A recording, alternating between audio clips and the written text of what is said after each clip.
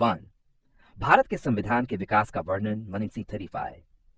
भारत का संविधान एक दिन में नहीं बना, बल्कि यह ब्रिटिश काल के अनेक अधिनियमों के विकास का परिणाम है। क. भारतीय परिषद अधिनियम 1909, मॉर्ले मिंटो सुधार, केंद्रीय और प्रांतीय विधायिकाओं का विस्तार, पहली बार पृथक निर्वाचक मंडल मुस्लिमों के लिए, निर्वाचित सदस्यों की संख्या बढ़ी, सस्य प्रतिनिधित्व की शुरुआत हुई, पर सांप्रदायिकता भी बढ़ी। भारत सरकार अधिनियम मॉन्टेग्यू चेम्सफोर्ड सुधार, द्वैध शासन शैली की शुरुआत, प्रांतों में विषयों को आरक्षित और हस्तांतरित में बांटा गया। केंद्रीय स्तर पर द्विसदनीय विधायिका शासन में भारतीयों की भागीदारी बढ़ी, पर वास्तविक शक्ति अंग्रेजों के पास रही। भारत सरकार अधिनियम 1935, संघीय व्यवस्था का प्रावधान, प्रांतीय स्वायत्तता, द्विसदनीय विधानमंडल, न्यायपालिका की स्वतंत्रता, यही अधिनियम भारतीय संविधान की रीढ़ बना। भारतीय संविधान के निर्माण में संविधान सभा की भूमिका। संविधान सभा ने भारत को एक लोकतांत्रिक, गणराज्यात्मक और धर्मनिरपेक्ष संविधान प्रदान किया। मुख्य भूमिकाएं: संविधान का मसौदा तैयार करना, देश की विविधता को ध्यान में रखते हुए सहमति बनाना, मौलिक अधिकारों और नीति निर्देशक सिद्धांतों का समावेश, लोकतांत्रिक मूल्यों की स्थापना। संविधान सभा ने भारत के भविष्य की दिशा तय की। संविधान सभा की संरचना एवं कार्य। संरचना: कुल सदस्य, विभाजन के बाद बनाधार, अध्यक्ष डॉ राजेंद्र प्रसाद, मसौदा समिति के अध्यक्ष डॉ B.R. अम्बेडकर। कार्य: संविधान का निर्माण, समितियों के माध्यम से विभिन्न विषयों पर विचार, स्वतंत्र भारत के लिए शासन ढांचा तय करना। चेयर: भारतीय संविधान की प्रस्तावना का महत्व।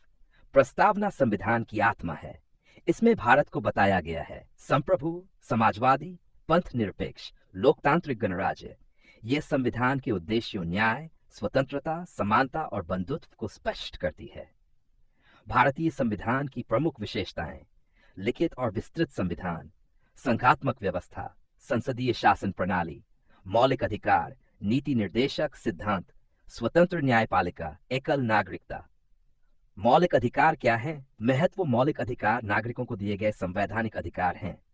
मुख्य अधिकार: समानता का अधिकार, स्वतंत्रता का अधिकार, शोषण के विरुद्ध अधिकार, धर्म की स्वतंत्रता, संवैधानिक उपचार का अधिकार।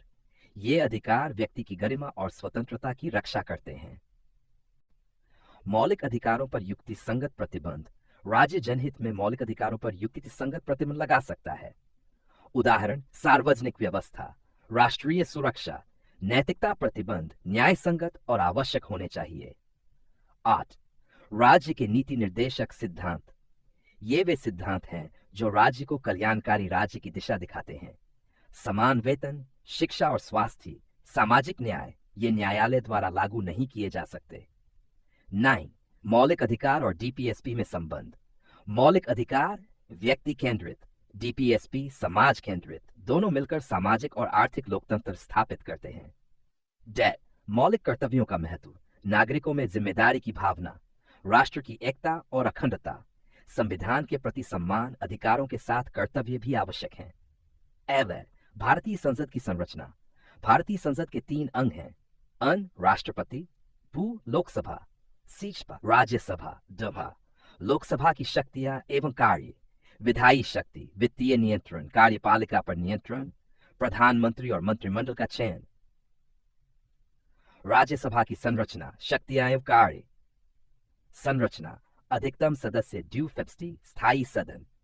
शक्तियां: विधायी कार्य, संघीय संतुलन बनाए रखना, विशेषज्ञों का प्रतिनिधित्व उद्देश्य।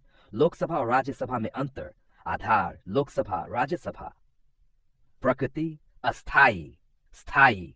निर्वाचन: प्रत्यक्ष, अप्रत्यक्ष। वित्तीय शक्ति: अधिक, सीमित।